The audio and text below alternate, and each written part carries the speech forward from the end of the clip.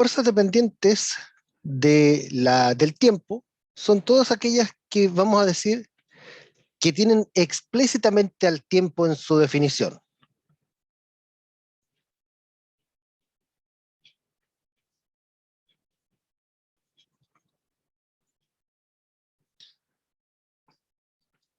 Por ejemplo, imaginen la situación en la que tienen un, un carro, una caja, lo que sea, y este está siendo tirado por el motor de una grúa. Aquí voy a intentar dibujar una grúa.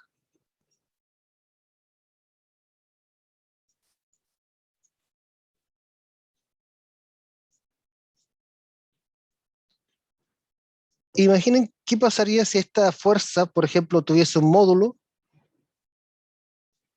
que fuese algo así como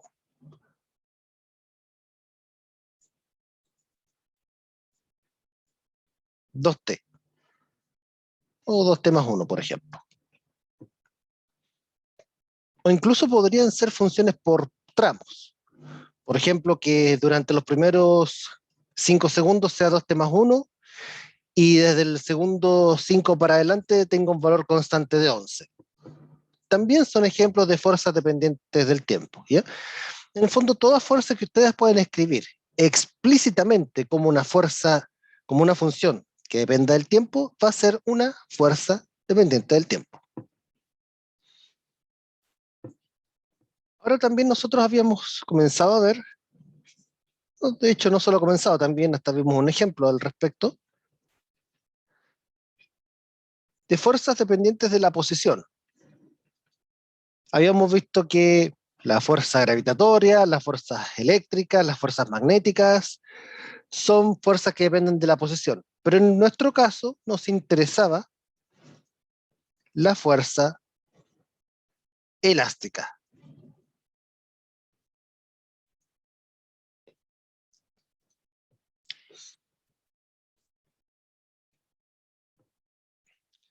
Y la fuerza elástica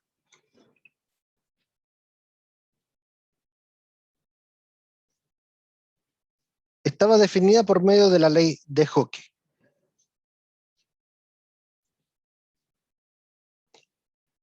Donde K era la constante de Hooke del resorte, o constante de rigidez también se le llama,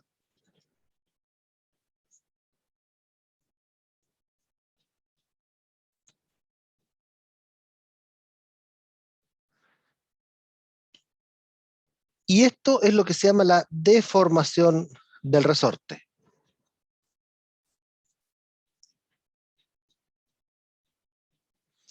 La deformación, en el fondo, vendría siendo largo final menos largo inicial. ¿Ya? Eso es la deformación.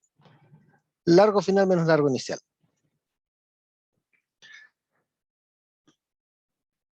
Ahora, yo les había dado el consejo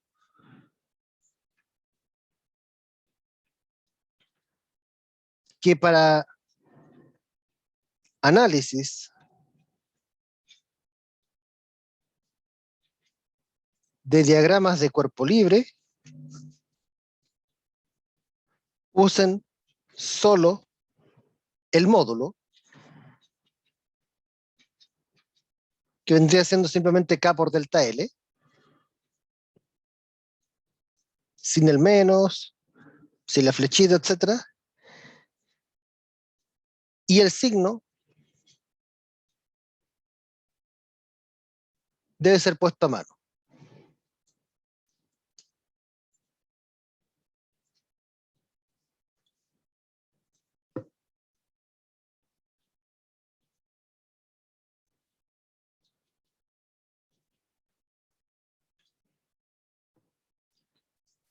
En el fondo, ¿a qué me refiero yo con que el signo vaya puesto a mano? Dependiendo de hacia dónde esté apuntando dicha fuerza.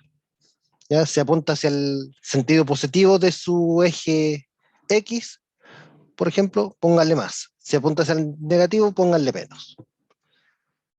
Ese es un consejo práctico, ¿ya? Algo que les va a ayudar a resolver en forma más sencilla diagramas de cuerpo libre y problemas de mecánica en general.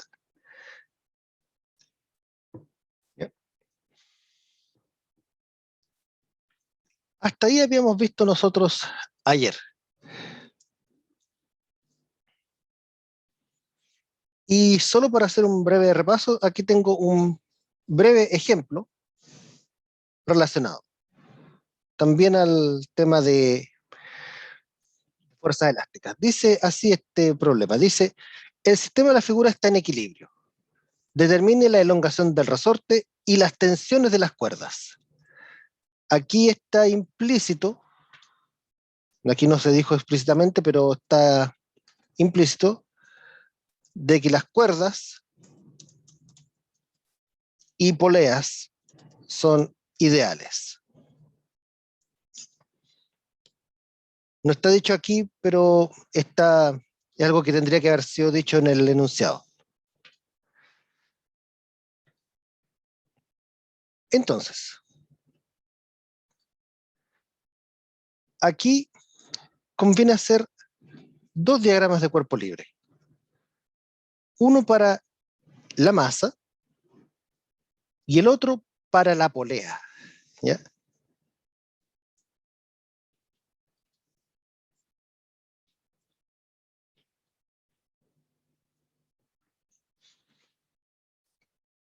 La masa.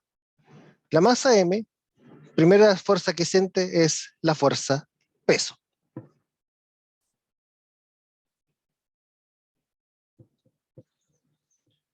Y la otra fuerza que siente es la tensión de la cuerda, que aquí, esta cuerda aquí, de aquí es T1. La polea. La polea es una polea ideal en este caso. ¿Qué significa una polea ideal? ¿Lo recuerdan? Bueno, ¿Mm? que si nos recuerda. Que no ofrece resistencia. Ya, una es que no tiene resistencia, muy bien. Hay otra adicional.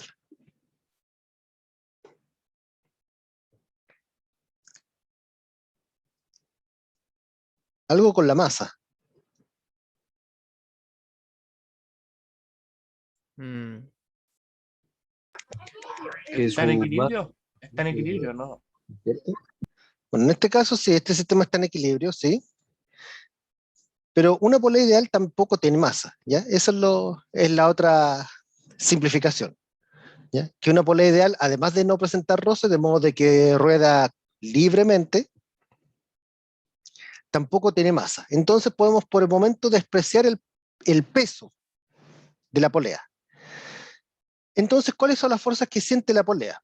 La misma tensión T1 que apuntaba hacia arriba para el caso del bloque, resulta que para la polea en realidad esa la va a sentir en la dirección opuesta. Va a sentirla hacia abajo. La misma cuerda T1 que levantaba la masa está tirando la polea hacia abajo. ¿Qué otra fuerza siente la polea? La polea siente el efecto de T2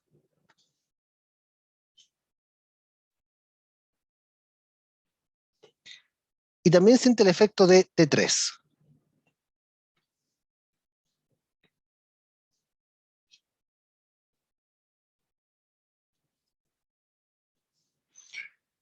Y finalmente los ejes coordenados, ya que no hay más fuerzas aquí directamente actuando sobre los objetos.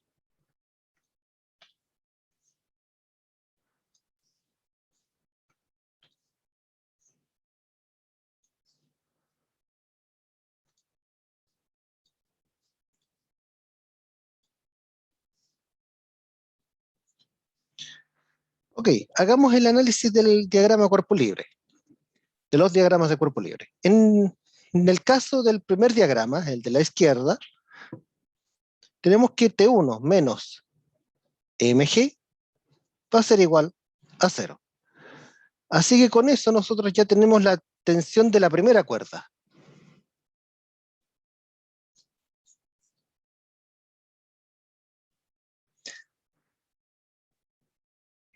En el segundo diagrama de cuerpo libre tenemos que hacia arriba están apuntando T2 y T3. Y hacia abajo está apuntando T1. Este sistema está en equilibrio así que el lado derecho es 0. Ahora, en el caso de una polea ideal, ¿qué relación hay entre T2 y T3?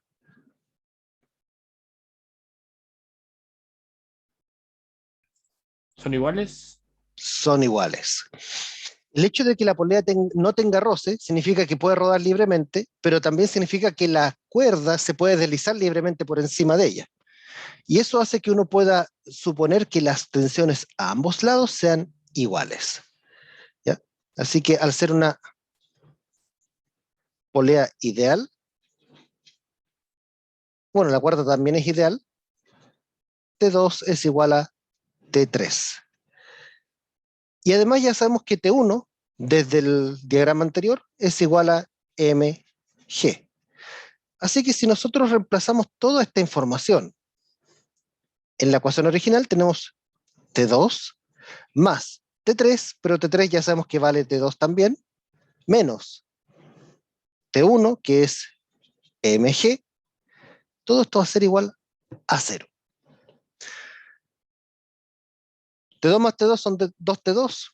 Hacen un poquito de álgebra y van a encontrar que T2 va a ser igual a mg medios.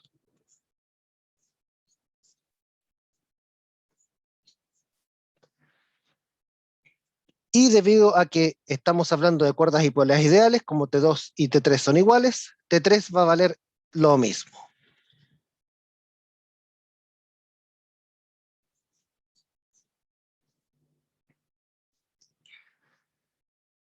Con eso tengo las cuerdas, las tensiones de las cuerdas, pero me falta la elongación del resorte. Aquí en color verde, voy a aquí considerar que hay un nudo. Nudo, juntura, unión, como quieran llamarle, ¿ya? En esa juntura, veamos qué ocurre. Hacia abajo está apuntando la tensión 3. La tensión 3 que ayudaba a levantar la polea para el nudo va a sentir como que está tirándolo hacia abajo, ¿ya? Ese es el efecto que siente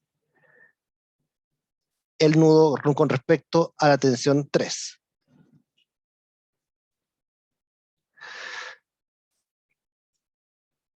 Ahora, el resorte. El resorte en esta posición, naturalmente, dice que está en equilibrio, se está alargando, se está siendo estirado. De hecho, por lo mismo también nos preguntan por la elongación del resorte, ¿ya? Entonces vamos aquí a calcular el efecto de cuánto vale esa elongación. Ahora, ¿qué es lo que siente el nudo? El nudo siente que el resorte lo está tirando hacia arriba.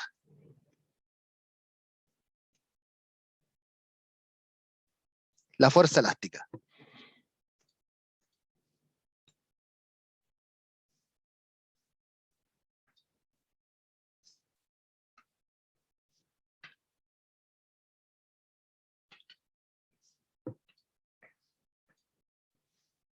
¿Se vuelve a ver ahora? Sí, profe. Ahí sí, profesor. Sí. Sí, sí que había desaparecido la ventana. Ok. Entonces, esas son las dos fuerzas que están actuando sobre el nudo.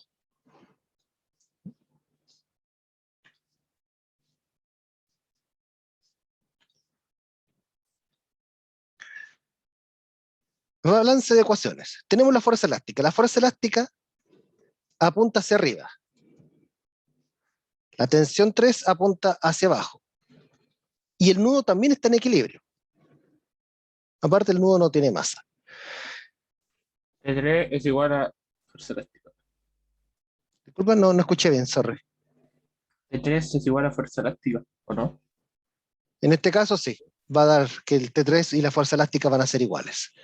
Fuerza elástica es mg partido en 2. Exacto. Y el T3 ya vimos antes que era mg dividido por 2. Pero voy a ir un poquito más pausado. Pero claro, nosotros ya dijimos que T3 era mg dividido por 2, y nosotros sabemos que el módulo de la fuerza elástica es igual a K por el módulo de la deformación. Así que si reemplazamos esto aquí, vamos a tener que en lugar de la fuerza elástica podemos escribir K por el módulo de la deformación. Y en lugar de T3 podemos escribir la mitad del peso. Y con eso tenemos que la deformación termina siendo mg sobre 2K. Así que esto es lo que nos dice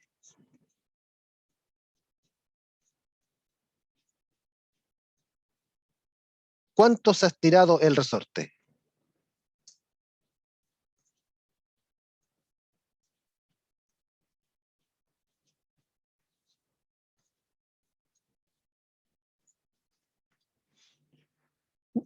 Entonces, así finaliza un segundo ejemplo de aplicación de fuerzas elásticas. La clave para resolver este problema era, uno, el hecho de que las cuerdas y las poleas son ideales, y el segundo era darse cuenta que aquí, en la juntura, también hay equilibrio, y que por lo tanto la fuerza elástica y la tensión 3 eran iguales. Esas son las dos claves de este problema.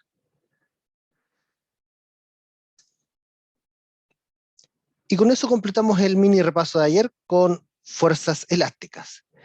Y ahora vamos a ver fuerzas que dependen de la velocidad. Profe, ¿puedo anotar la última parte? ¿Sí, claro? Ahí no, ahí no. Sigo Profesor. anotando si quiere, pero déjeme ahí para anotar igual. ¿Sí? ¿Alguien más tenía una consulta? Sí, profe, si el ejercicio no especifica que la polea y las cuerdas son ideales, uno lo asume, ¿de verdad? Por el momento sí. Cuando digo por el momento es porque para tratar con cuerdas y poleas no ideales se necesitan contenidos un poco más avanzados que todavía no hemos visto, ¿ya? Hacia el final del curso ya deberíamos alcanzar a ver poleas más realistas, ¿ya? Poleas que tengan masa, que tengan algo de roce, etc. Por el momento asumen que son ideales. Gracias, profe. ¿Por nada?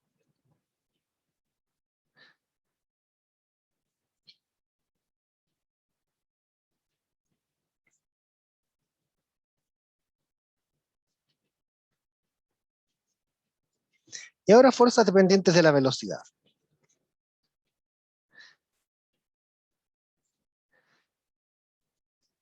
A diferencia de las fuerzas que dependen de la posición, que son muy frecuentes en la naturaleza, fuerzas dependientes de la velocidad ya no son tan frecuentes. Pero hay una que es importantísima, que es el roce debido a fluidos. Que esa fuerza de roce debido a fluidos también a veces se le llama roce viscoso, o también a veces se le llama fuerza viscosa, o también resistencia del fluido. Por ejemplo, si en una piscina la resistencia del agua, en una paila con aceite la resistencia al aceite, etc. Ahora, fluido en física tiene una definición bastante más amplia de lo que uno pensaría a nivel cotidiano. A nivel cotidiano uno piensa en fluidos, ok, un fluido es un líquido. Pero en física la verdad es que fluidos no solamente son los líquidos, también son los gases y los plasmas. Un plasma también tiene un comportamiento tipo fluido y un gas también. Aquí no vamos a ver plasmas, pero sí podemos ver líquidos y gases. ¿Por qué es que un gas es un fluido? Porque la descripción física de un gas es mucho más parecida a la de un líquido que a la de un sólido.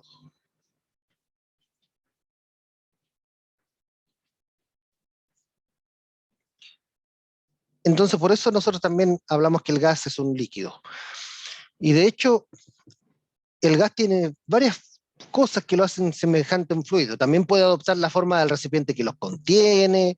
Uno también puede hacer que estos fluyan. Por ejemplo, un gas que sea más denso que el aire, efectivamente, si ustedes lo dan vuelta, efectivamente tiende a caer, tiende a fluir de la misma forma como fluiría el agua, etc. Entonces hay mucha similitud entre el comportamiento de un gas y el de un líquido. Ahora, esta fuerza de roce viscoso, en general, es una fuerza que se opone a la velocidad. ¿Y qué módulo tiene?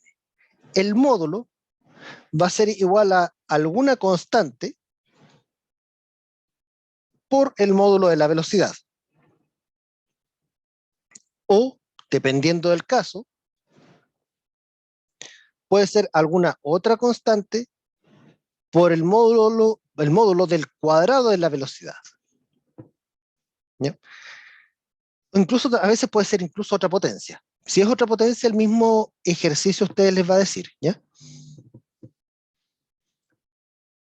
¿De qué depende si es una o la otra? ¿Ya?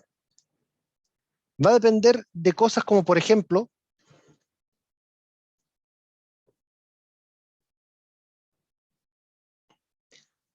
la forma del objeto,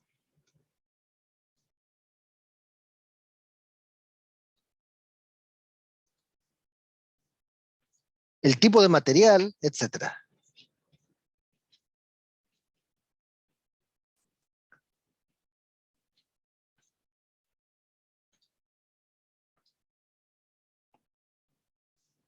Dame un segundo, ya volvemos. Aquí estamos de vuelta. Profe, el alfa y el beta son constantes, ¿cierto? Sí, ¿Eso siempre lo van a dar? sí, ¿O normalmente en el ejercicio? sí. O se los van a dar, o bien les van a dar datos de la velocidad, de modo que ustedes determinen esas constantes. ¿No? Entonces, o les dan el alfa o les dan el B, o algún otro dato que permita a ustedes encontrarlo. Calcular. Exacto. Entonces, de eso depende estas constantes alfa y beta. Dependen de la forma del objeto, del tipo de material y de cosas de ese estilo. Por eso que ustedes, por ejemplo, toman una hoja de papel y la misma hoja, o sea, el mismo objeto, se va a demorar mucho más en caer cuando el papel está estirado que cuando ustedes lo arrugan en forma de bola. Es el mismo objeto, pero está sujeto a diferentes resistencias del aire dependiendo de la forma. Y el material también influye. Una vez pasó en los Juegos Olímpicos, si no me equivoco, fue los de Beijing, hace unos cuantos años, o antes de esos Juegos, que hubo varios récords mundiales de natación que se quebraron uno tras otro. Algo que no había pasado nunca en la historia, que en tan poco tiempo se quebrara un récord mundial, después se quebrara otro, el mismo récord, el mismo y el mismo. Algo que no había pasado hacía mucho tiempo. ¿Qué fue lo que pasó? Pasó que inventaron un traje de neopreno, que era de un neopreno especial, de modo tal que disminuía la resistencia del agua con el traje. Y eso hacía de que el nadador sintiese menos fuerza viscosa. Y con eso las velocidades de nado aumentaban drásticamente. Cuento corto, prohibieron ese material porque igual era justo para quienes no era justo para quienes no tenían el dinero para comprarse ese tipo de traje, porque obviamente era algo caro. Entonces, esto es algo que depende de la forma del objeto y depende del tipo de material. ¿Ya? Dependiendo del material también puede ¿cómo se llama? Puede aumentar o disminuir la fuerza viscosa. Los peces han evolucionado de modo de que también esas fuerzas disminuyen, ¿ya? Y puedan nadar más fácilmente.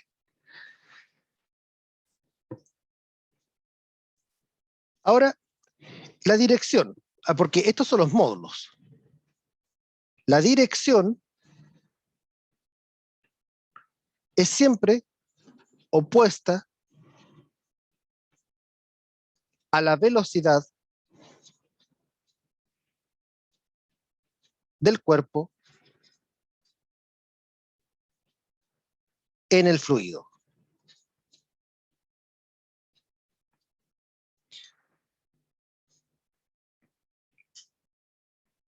Es algo que ustedes pueden haberlo experimentado en una piscina. Traten de pegar una cachetada debajo del agua. Incluso la misma forma en la que está puesta la mano también influye. Entonces, así es como funciona la fuerza viscosa. Ahora, el hecho de que dependa de la velocidad hace que aparezca un concepto importante que es el de velocidad límite. O también a veces llamada velocidad terminal.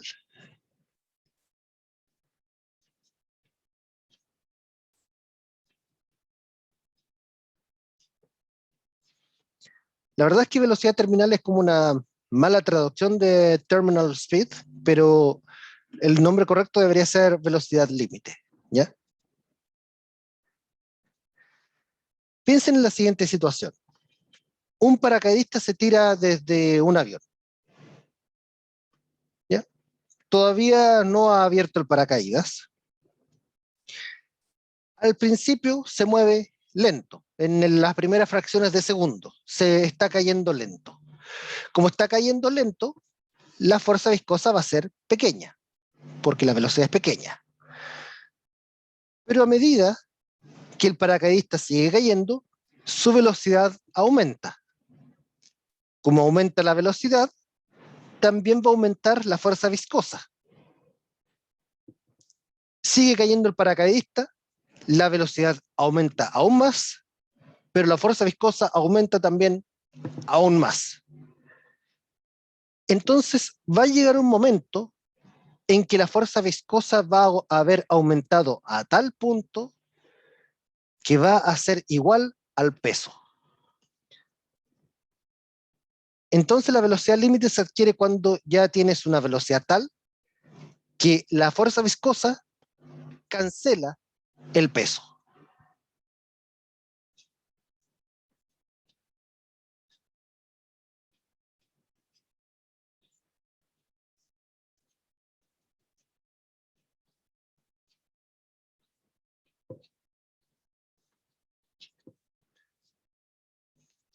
Anula el efecto del peso y otras fuerzas.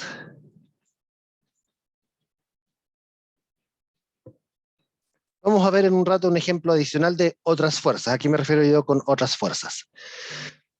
¿Qué pasa en el caso de un paracaidista?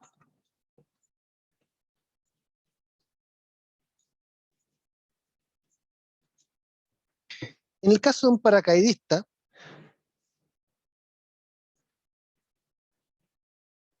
a medida que cae va a estar siempre sujeto a la fuerza de gravedad. Pero a medida que va bajando, que va aumentando su velocidad, empieza a aumentar la fuerza viscosa. Entonces, lo que ocurre aquí es que cuando ustedes hagan el análisis del diagrama cuerpo libre, van a tener aquí, por ejemplo, si la aceleración apunta hacia abajo, van a tener que el peso va a estar cancelado por la fuerza viscosa. Eso es lo que ocurre cuando la velocidad del paracaidista es igual a la velocidad límite.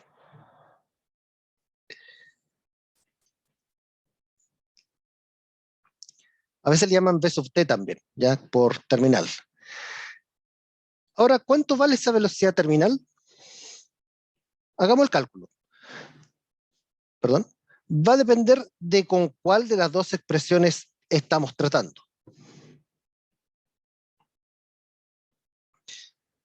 Si la fuerza viscosa es proporcional a la velocidad, entonces mg va a ser igual a alfa por v, y con eso la velocidad va a ser mg por alfa. Si en cambio la velocidad límite es proporcional al cuadrado de la rapidez, mg va a ser entonces beta por la rapidez al cuadrado, la rapidez límite al cuadrado, perdón, y con eso la rapidez límite pasa a ser la raíz de mg sobre beta.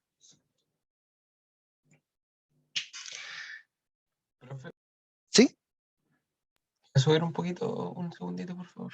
Uh-huh.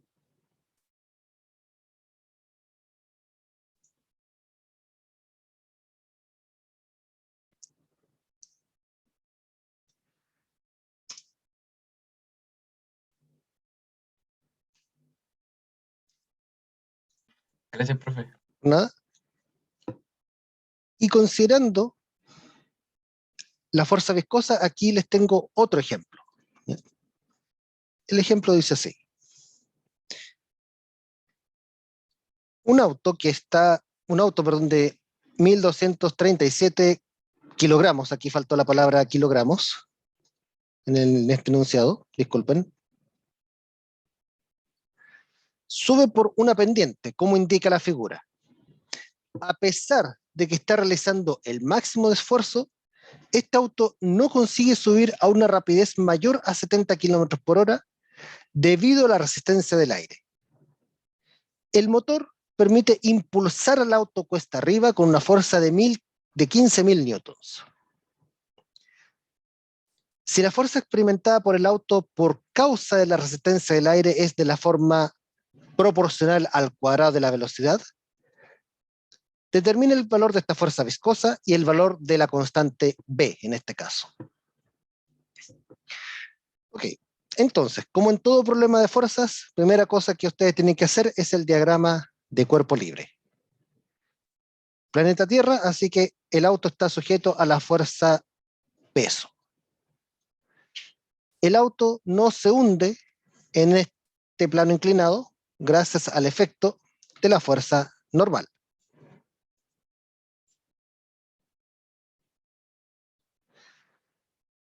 Me dicen de que el motor permite impulsar al auto a cuesta arriba con una fuerza de 15.000 newtons. A esa fuerza nosotros vamos a colocarla aquí. En el fondo, esa fuerza se debe a que el motor hace girar las ruedas, la rueda al girar empuja el suelo hacia atrás y el suelo responde empujando hacia adelante a través de la fuerza de roce estático. ¿Ya? Consideren que el auto aquí no está deslizando sobre el pavimento, así que es roce estático. ¿Ya? Ahora, el tema de la fuerza viscosa. La fuerza viscosa se opone al movimiento del auto a través del aire, así que la fuerza viscosa tiene que apuntar en esta otra dirección, cuesta abajo. Ejes coordenados.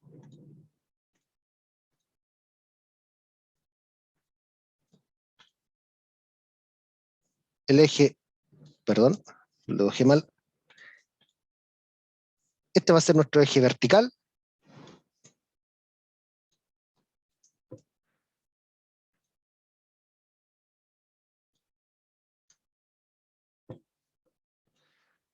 No sé por qué me quedó tan chueco, en fin. Y el eje horizontal va a ser este de acá.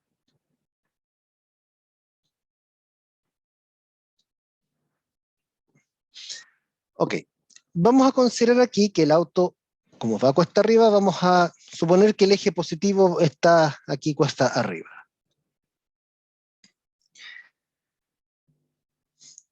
Ecuaciones relevantes. Ah, me estaba olvidando, los ángulos. Aquí el diagrama de cuerpo libre me quedó muy exagerado en la inclinación, pero piensen en esto.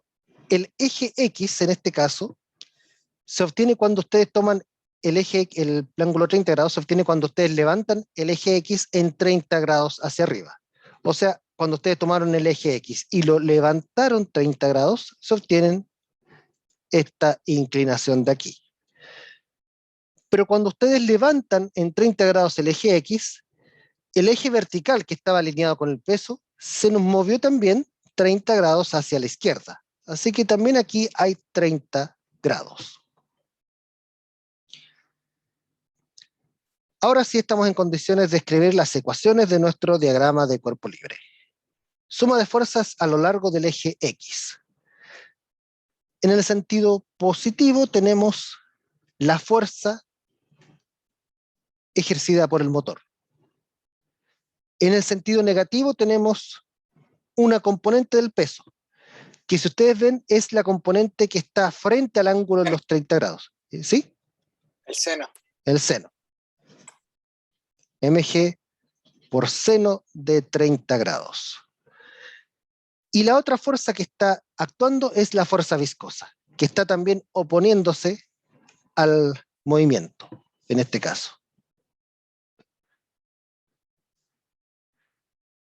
En principio, esto debería ser igual a la masa por la aceleración. Pero, fíjense la situación que estamos describiendo aquí. Dicen, a pesar de que el auto está realizando el máximo de esfuerzo, este auto no consigue subir a una rapidez mayor a 70 kilómetros por hora. O sea, llegó a los 70 kilómetros por hora y no consigue aumentar de eso. O sea, está con esa velocidad constante. Velocidad Y por constante tanto, significa que la aceleración es cero. Así que aceleración aquí es cero, equilibrio.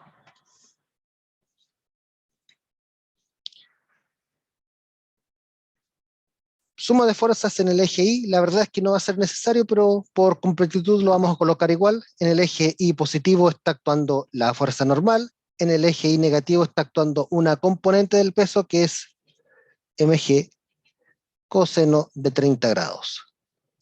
Y en el eje vertical, en este caso, hay equilibrio. Nosotros no estamos viendo que el auto se hunde en la dirección perpendicular al suelo. Entonces nosotros nos preguntan por el valor de la fuerza viscosa y el valor de B. Desde la primera ecuación aquí, podemos ver inmediatamente cuánto vale la fuerza viscosa.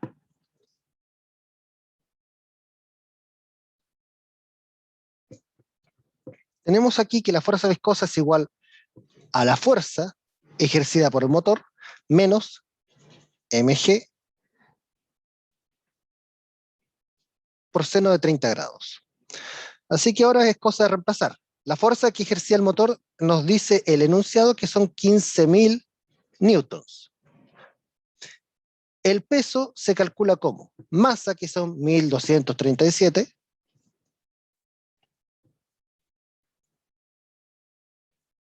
kilogramos, por el valor de G, que es 9,8 metros por segundo al cuadrado, por seno de 30 grados.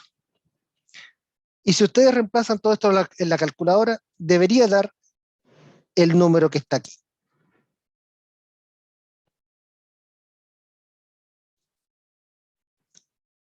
Comprobemos si es que la respuesta está bien o no. Deme un segundito para sacar la calculadora y damos inicio a eso. Profe, ¿Sí? ¿cuál era la masa? 1.237 kilogramos. Entonces, si nosotros aquí colocamos todo esto en la calculadora, tenemos que 15.000 menos 1.237 por 9,8 seno de 30 grados. La respuesta estaba levemente errada. Decía que eran 14.000 y algo, la verdad es que son 8.939 newtons. ¿Ya? Así que voy a corregir después la imagen cuando la coloque en el campo virtual, ¿ya? Con eso tenemos la parte 1. La parte 2. Me dicen a mí que la fuerza viscosa depende de la velocidad al cuadrado, ¿ya? Entonces yo ya sé que B mayúscula por velocidad al cuadrado son 8.939 newtons. Ahora, ¿cuánto vale la velocidad terminal aquí, la velocidad límite? La velocidad límite me dicen que son 70 kilómetros por hora.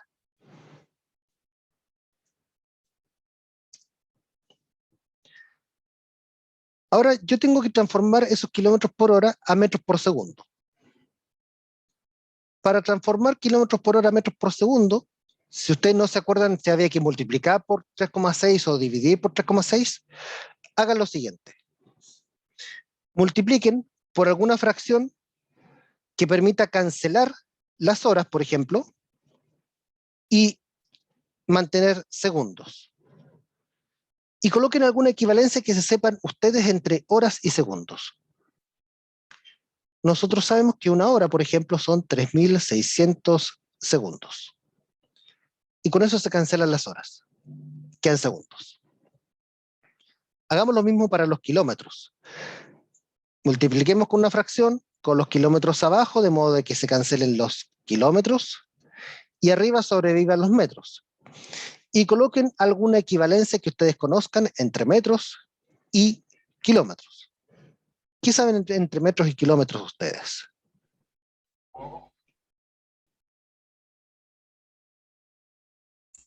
Un Kilómetros kilómetro son 1000 son 1000 metros. 1 kilómetro son 1000 metros. Así que cuando nosotros aquí veamos cuánto vale esto en la calculadora, vamos a ver que 70 por 1000 son 70.000, dividido por 3.600, esto da 19,4, como decía el compañero en el chat. 19,4 metros dividido por segundo. Así que con esto ahora podemos determinar cuánto vale la constante B. 8.939 newtons, dividido por el cuadrado de 19,4 metros por segundo.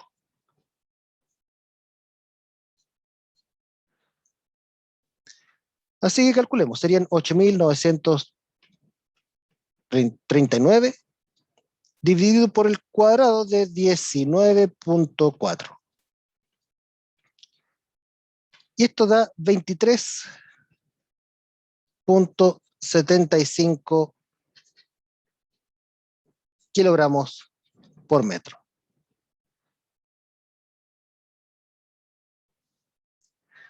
Así es como se calcula, en este caso, la constante B. ¿Ya? Cuando suba este PDF al campo virtual, voy a corregir aquí las respuestas que están erradas, y también voy a corregir el tema aquí que faltó el kilogramo de escribir. ¿Ya? Antes de continuar, ¿alguna duda o algo que no haya quedado claro en el razonamiento, en el diagrama cuerpo libre, la matemática, etcétera?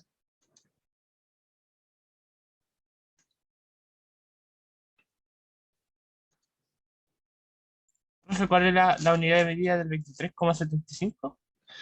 En este caso son kilogramos por metro. Esa unidad de medida va a depender de si su velocidad, su fuerza viscosa es proporcional a V o a V cuadrado, ¿ya? Ahora, ¿de dónde yo saqué ese kilogramo por dividido por metro? Viene de lo siguiente, ¿ya? Se lo muestro para que no parezca así como sacado de debajo de la manga. Newton partido en metro por segundo cuadrado. ¿Sí? ¿Alguien me tenía otra consulta. pregunta? ¿Por qué el 19 lo elevado al cuadrado? Ah, porque aquí la fuerza viscosa depende de la velocidad al cuadrado. Entonces, si ustedes aquí dividen, para despejar la B, tienen que dividir el 8.939 por el cuadrado de la velocidad. Ah, ya. Bueno, profe. Entonces, ¿de dónde sale la unidad de medida? Newton dividido por, en este caso, el cuadrado de la velocidad. Newtons, ustedes recordarán de los cursos previos, que es kilogramo por metro dividido por segundo cuadrado. Metro dividido por segundo, todos al cuadrado, es metro cuadrado dividido por segundo al cuadrado. Y aquí ustedes trabajen estas cosas como si fuesen cantidades algebraicas. La división de dos fracciones es la primera fracción multiplicada por la segunda fracción, pero invertida.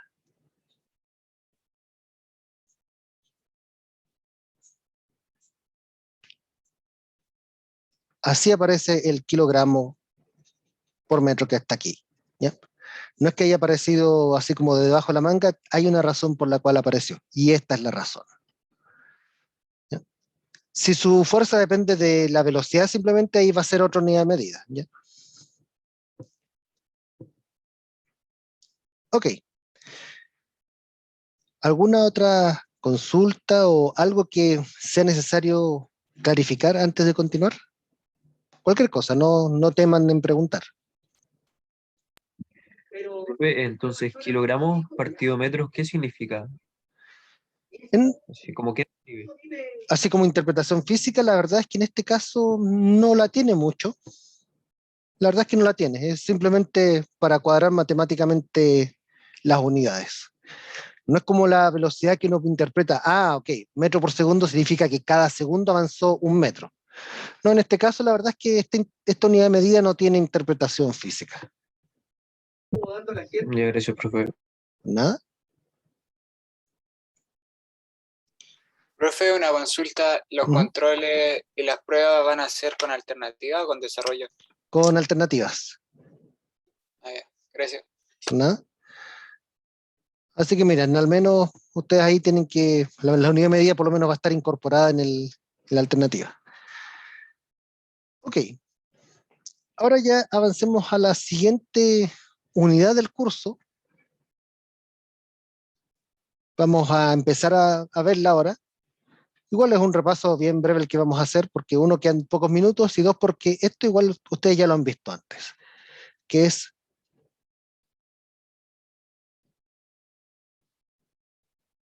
cinemática.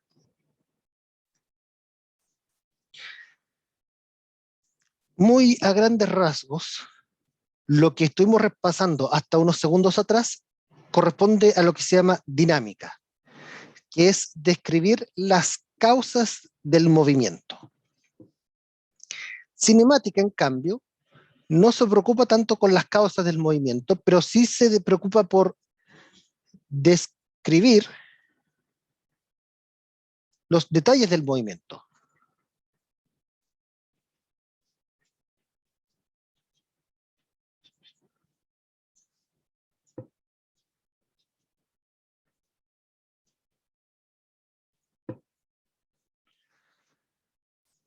Una diferencia entre cinemática y dinámica, por ejemplo, imagínense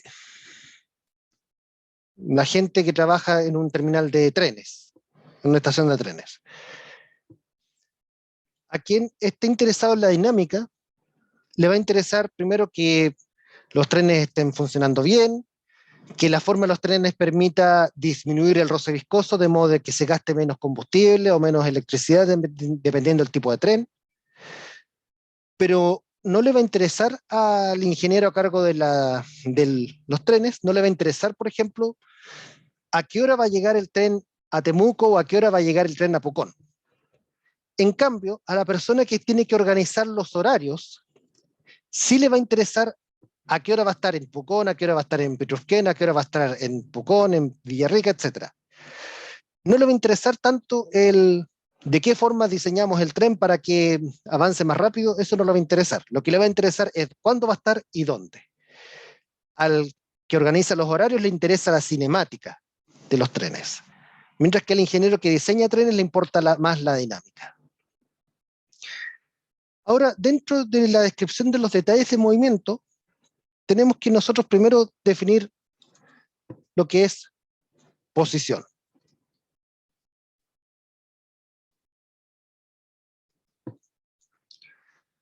Posición es, en palabras muy sencillas, perdón,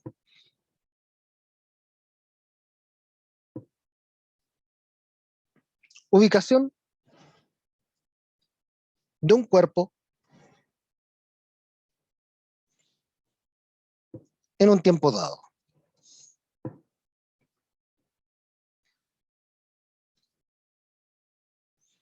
En el fondo, usando el mismo ejemplo de los trenes, ¿en qué ciudad el tren está en qué hora? ¿Ya? A eso se refiere posición. Pero aquí hay un par de cosas implícitas. La primera dice ubicación y la segunda dice tiempo dado. Resulta que la palabra ubicación parece tan inocente, pero tiene un concepto un poco más complejo dentro de ella. Por ejemplo, para nosotros tal vez Pitrufquén está cerca, pero para alguien que viva en Santiago resulta que Pitrufquén no está tan cerca. Para alguien que viva en Temuco, Pitrufquén está hacia el este, si la geografía no me engaña, pero para alguien que viva en Santiago, Pitrufquén está ubicado bastante hacia el sur. Y para alguien en Punta Arenas está ubicado hacia el norte. Entonces, la verdad es que la ubicación es algo que depende de algún tipo de referencia que uno tenga, ¿ya? Entonces, la ubicación depende de un concepto llamado sistema de referencia. Entonces, el concepto de sistema de referencia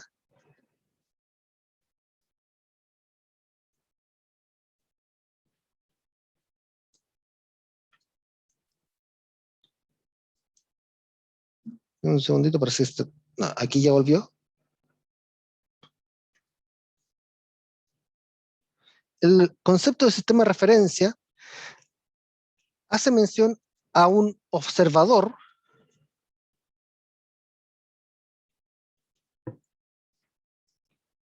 provisto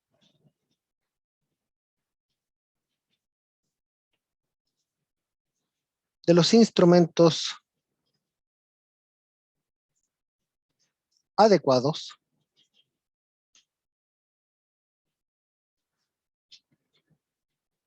para determinar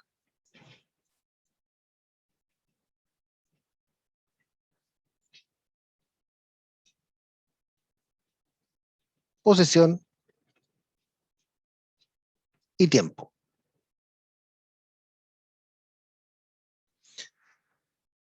Ahora, aquí uno se refiere con un instrumento adecuado. Miren, a grandes rasgos, cuando uno dibuja un sistema de coordenadas, ahí ustedes tienen un instrumento. Piensen que un sistema de coordenadas en el fondo son dos reglas. Son dos reglas dispuestas perpendicularmente. O en el caso de un sistema coordenado 3D, son tres reglas ubicadas perpendicularmente. Y el tiempo es básicamente lo que indica el reloj.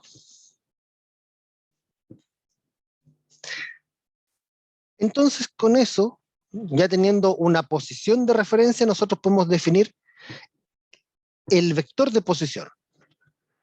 Porque ahora, en ese mismo ejemplo que planteamos de Pitrufquén, Santiago, Temuco, Punta Arenas, resulta que uno puede decir, ¿sabes qué? Pitrufquén está a una cierta cantidad de kilómetros de acá. Voy a inventar un número, no sé cuántos son en realidad, pero supongamos que sean 30. Resulta que el santiaguino me va a decir, oye, pero para mí Pitrufquén no está a 30 kilómetros, está bastante más que eso. Ya, ok, supongamos que con respecto a Santiago está a 700 kilómetros. Ahora aquí uno dice, ¿sabes qué? Para nosotros Pitrufquén está hacia el este. Y el santiaguino nos va a decir, oye, pero además de no estar de acuerdo en el número, tampoco estamos de acuerdo en la dirección, porque para mí Pitrufquén va a estar en el sur. Eso nos dice a nosotros que la posición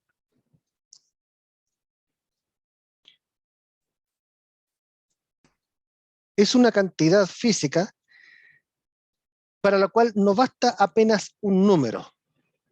Necesitamos información adicional. Y eso lo convierte en una magnitud física vectorial.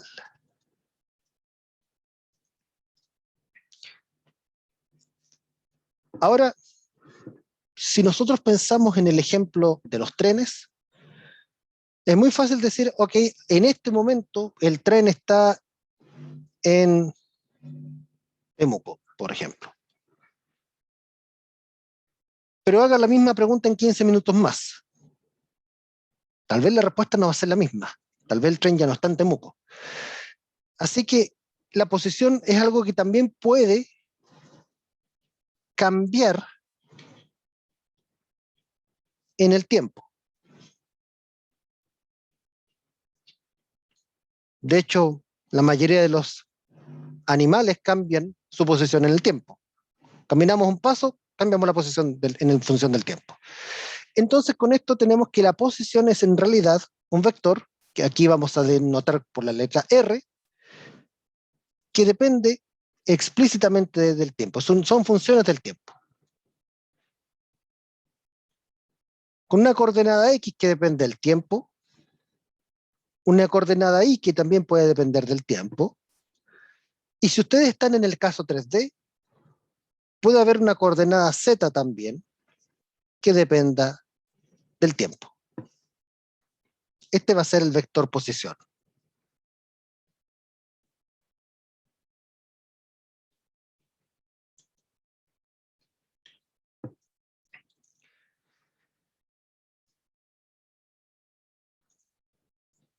Ahora, resulta que si uno concatena, si uno une con una línea, los puntos sucesivos correspondientes a posiciones, ahí aparece lo que se llama trayectoria. Una definición más o menos elegante de trayectoria sería el lugar geométrico,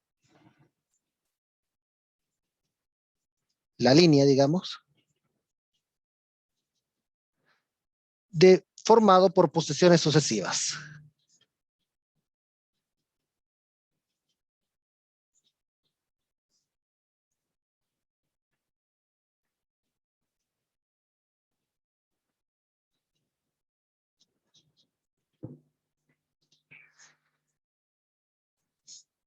¿Quienes han visto un caracol o una babosa caminar por una pared? Se habrán dado cuenta que a medida que este animalito avanza, va dejando un rastro de un líquido un poco pegajoso. Bueno, ese rastro marca la trayectoria. De fondo es como que ese rastro traza la línea de posiciones sucesivas que ha adoptado este animalito. Eso es la trayectoria.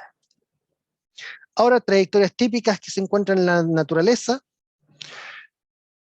Por ejemplo, en el caso de los humanos, nuestras trayectorias muchas veces tienden a ser un poco cuadriculadas por el hecho de que nuestras ciudades están organizadas en cuadras.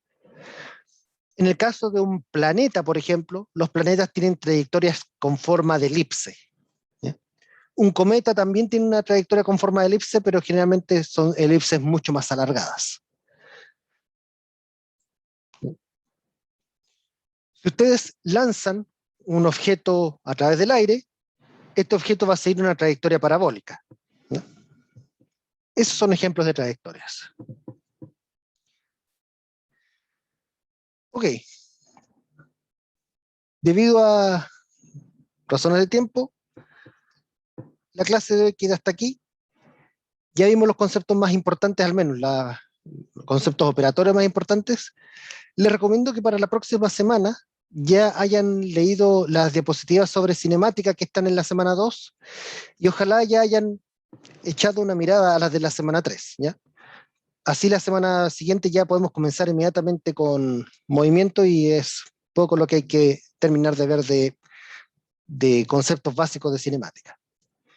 Antes de finalizar, ¿alguna duda o pregunta que tengan ustedes del curso o de la materia?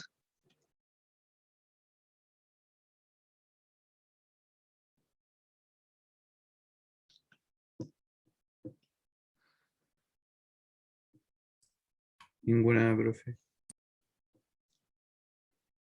Ok, si ustedes tienen dudas, recuerden, pueden ocupar el foro para preguntar. También me pueden preguntar por correo, pero idealmente usen el foro para que también otros compañeros se beneficien de las respuestas que puedan aparecer ahí. ¿Ya? Y también recuerden, en clase siempre pueden preguntar. Ok, entonces dejamos la clase de hoy hasta aquí. Nos encontramos el próximo jueves.